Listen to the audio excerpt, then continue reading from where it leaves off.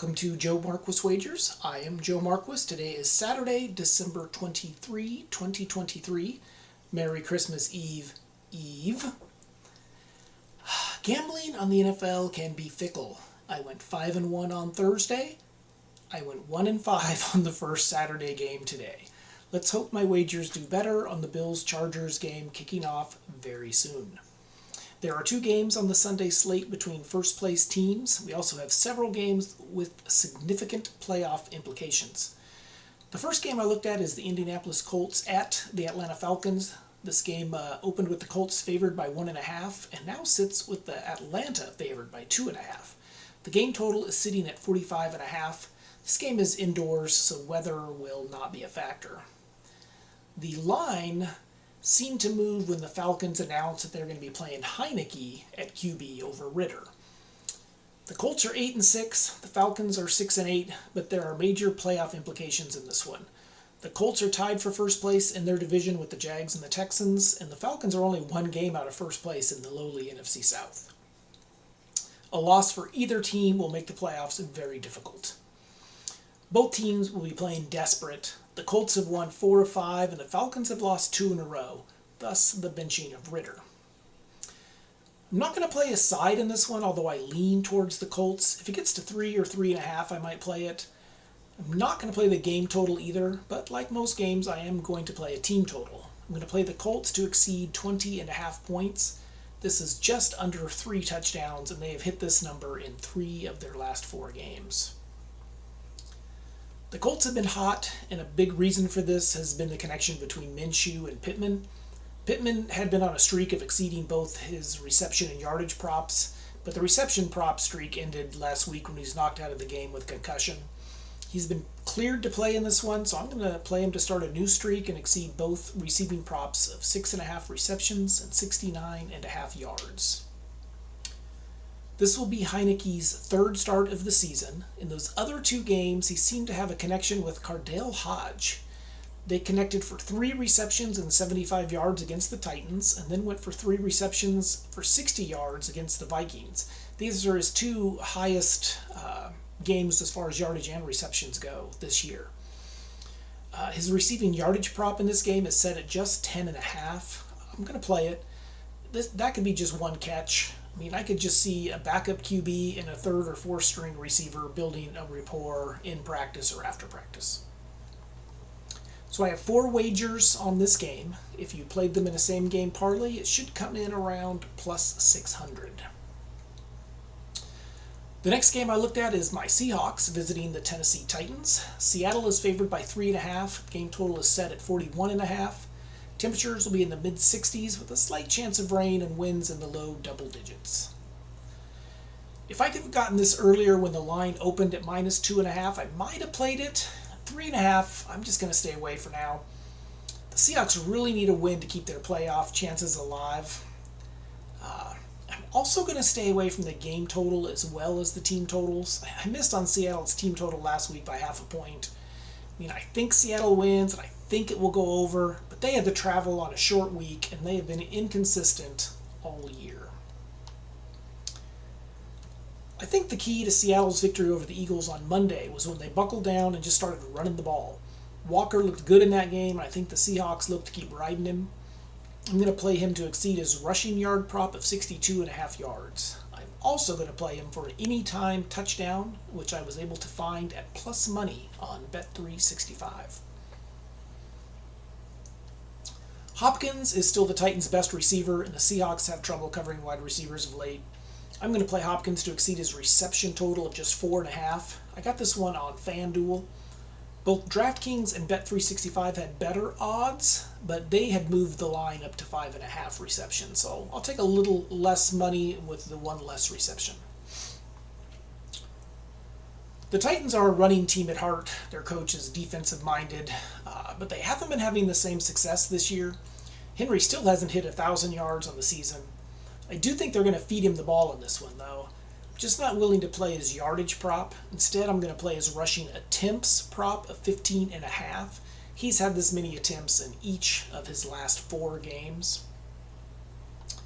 So I have 4 wagers in this one as well, and if you wanted to play this in a same game parlay, it would come in around plus 1200. The next game I looked at is the Jacksonville Jaguars at Tampa Bay Buccaneers. Tampa is favored by 1.5, and the game total is set at 42.5. Temperature is going to be in the mid-70s with a slight chance of rain and winds up to 10 miles an hour. This is a battle of 2 first-place teams. The Jags are tied with the Colts and Texans in the NFC South, and Tampa sits alone atop the NFC South at 7-7. The Jags have lost 3 in a row since Trevor's ankle injury, and he's questionable for this game as he's still in the concussion protocol. Tampa is going the other way, and they've won 3 in a row. This line originally opened with the Jags as 1.5-point favorites, but it was bet down when it came out that Trevor was still in the protocol. I lean towards Tampa at home in this one. If I find out Trevor is definitely out, I would place a wager on the Bucs. I do like the game total in this one, though. I played the over. Both of these teams can score some points, and the weather is going to be nice. I'm also going to continue to ride that Rachaad White train. I'm going to play him to exceed his rushing yardage prop of 68.5. He has exceeded this in each of his last 4 games. I'm also going to play him to exceed his rushing attempts prop of 17.5. He's exceeded this number in 3 of his last 4 games. If you've listened to me before, you know I do not like to play player under props as a general rule. I always feel like one missed tackle or one great play and you could be done. I'm going to break my own rule and play an under. I'm going to play Travis Etienne to go under his rushing and receiving combined prop of 84.5 yards. He has only exceeded this number once in his last 5 games. I have 4 wagers on this game as well. If you wanted to play them in a same game parlay, it will come in around $7.50. The next game I looked at is the Dallas Cowboys at the Miami Dolphins. The Dolphins are favored by 2, and the game total is sitting at 49.5. The weather is expected to be in the mid-70s with a slight chance of rain and wind in the low double digits. About the same as what's going on over there in Tampa. This is another matchup of first-place teams. The Cowboys are tied with the Eagles atop the NFC East, and the Dolphins have a 2-game lead on the Bills in the AFC East. But the rest of the Dolphins' schedule is just brutal, so there's still a chance the Bills can catch them. People have been referring to this game as the Pretender Bowl. They have 20 wins between them, but only one of those 20 wins has come against a team with a winning record. Now, I always like a good team that was embarrassed the week before. I feel like they come back with a vengeance, but I normally prefer it when that next game is at home. So in this case, I'm just leaning towards the Cowboys since they're in Miami. Now, if Tyreek Hill is ruled out of this game, I will play the Cowboys. But for now, I'm going to pass. I do, however, like the game total over in this one. I think both teams can score and we end up with a shootout. Both defenses have good overall numbers, but those numbers look much different when they play top-level teams. I'm also going to play Mostert to exceed his rushing prop of 57.5 yards. If you watch the Bills run the ball down the Cowboys' throats last week, then you understand this play. The Bills, as a team, rushed for 266 yards last week, 179 of those by James Cook. I am also going to play Mostert to have an anytime touchdown. He has scored 7 touchdowns in just the last 4 games. I am also going to play Dak Prescott to exceed his passing touchdown prop of 1.5. While he didn't have any touchdowns last week against the Bills, he has exceeded this number in his previous 4 games. If you wanted to play these 4 wagers in a same game parlay, it should come in around plus 470. The last game I looked at is the Sunday night game where the New England Patriots will be facing the Denver Broncos. The Broncos are favored by 7.5 and the game total is sitting at 35.5. Temperatures are expected to be in the high 20s and there is a small chance of snow with wind in the low double digits. So cross your fingers, everyone loves a good snow game. I like the Broncos in this one, but I don't like the 7.5. So I went ahead and played an alternate line of 6.5 to get this under a touchdown.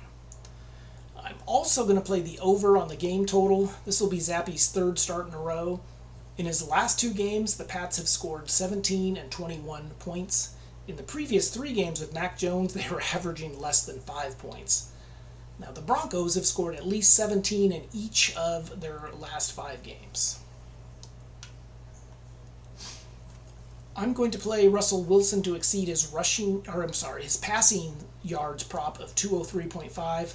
He has exceeded this number in his last 2 games and 3 of his last 5. But the other factor has to do with the Patriots. The Patriots have the second best rush defense in the league, but rank 16th against the pass.